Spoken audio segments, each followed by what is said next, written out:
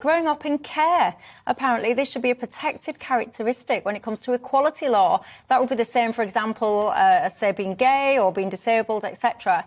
The independent review of the whole children's social care system says that making the move will help reduce stigma and discrimination. These recommendations would be part of what some people are calling like a radical reset of the whole care system. But do we need them? Do we need this? Do we need growing up in care to be a protected characteristic? Scarlett? I think it's the least of the problem. I think what's so terrible is how bad the care system is and how it fails the children in it.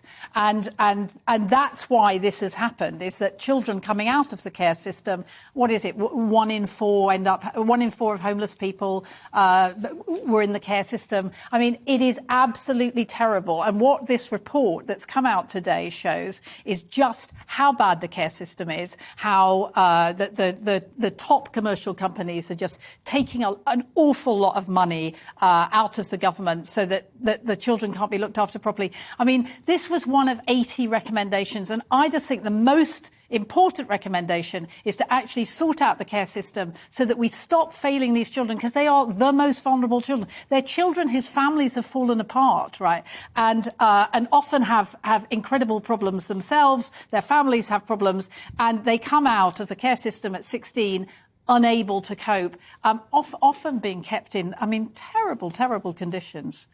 So, I mean, I think that's what we should be doing, rather than going on to say whether they, you know, whether it should be a protected characteristic. And that's where we actually need to put all our effort into.